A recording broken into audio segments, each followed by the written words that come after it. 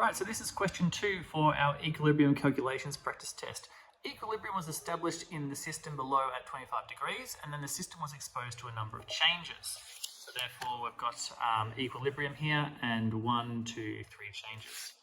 Our time, all right, so these are the changes that occurred. Temperature changed, we removed some carbon monoxide, and we decreased the volume here. So let's have a look at what's going on here. First question, write an expression for the equilibrium constant for this reaction. So therefore, here's our reaction here. What is our equilibrium constant going to be? Because I can't move it up and down, I'm just going to move it right here. I'll go Kc is going to be equal to our concentration of our reactants, our products, divided by our concentration of our reactants. And that's to the power of their coefficients. So square brackets saying concentration, and then I'll have a look at their coefficients. The coefficients are all 1, so therefore I don't need to have any powers there. But what are the units for this Kc value?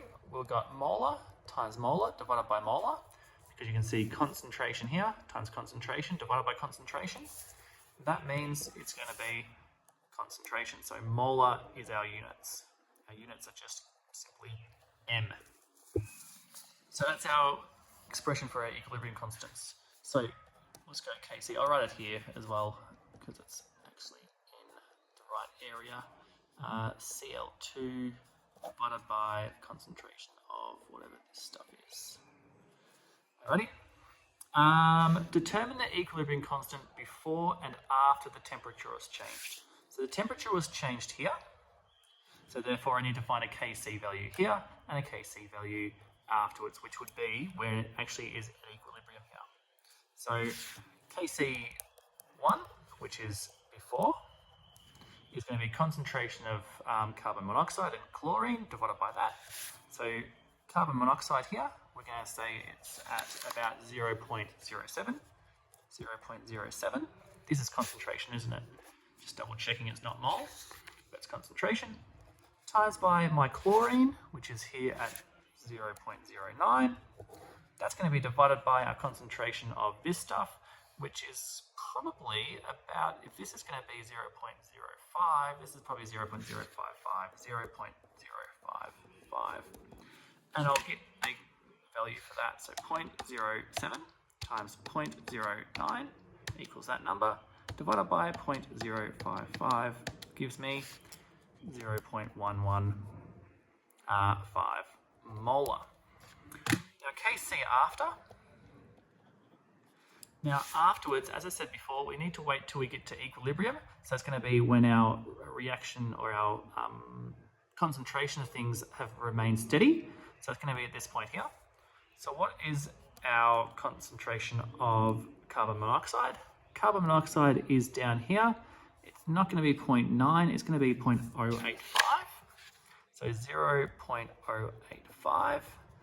That's going to be times by our concentration here, which is about halfway between it. So I'm going to say it's 0.11. That's going to be, you can't see that, divided by our concentration of this stuff, which is going to be bang on 0.04. 0.04. And I'll again chuck that into my calculator and work out what it is. 0.085 times 0.11 equals, divided by 0.04 gives me 0.234. Okay, and that's going to be molar as well. So that's my equilibrium constant before and after. You can see my equilibrium constant has increased. What's interesting is that means that my products must have increased. So therefore, you can see the fact that these guys are my products, they have increased. That makes sense. Now, was the temperature increased or decreased? Explain your answer. Okay, so what happened here? In my reaction, I know that the Ford's reaction was favored. So that means the endothermic reaction is favored. The Ford's reaction is favored. I can see that because the concentrations of my products increased, or my K value is increased. So what I'm going to say here is my Kc has increased, so therefore the Ford's reaction is favored. The Ford's reaction, which is endothermic, you can see here the fact that it's a positive delta H, which means it's endothermic. So therefore, if my fourth reaction is favoured, which is endothermic, the temperature must have been increased, as Le Chatelier's principle would have favoured the endothermic reaction to partially oppose that increase in temperature. So Kc has increased, Ford's reaction is favoured, which is the endothermic reaction. Temperature must have been increased, as the endothermic reaction was favoured. So all that detail, writing down everything that I'm thinking about in my head to try and make sure that my explanation is good enough there.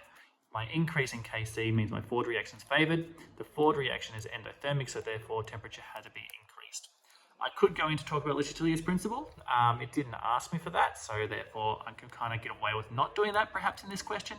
But realistically, if I wasn't trying to write and talk at the same time, I might have gone on to talk about the idea of it partially opposing these changes. But that is question 2 in this practice test.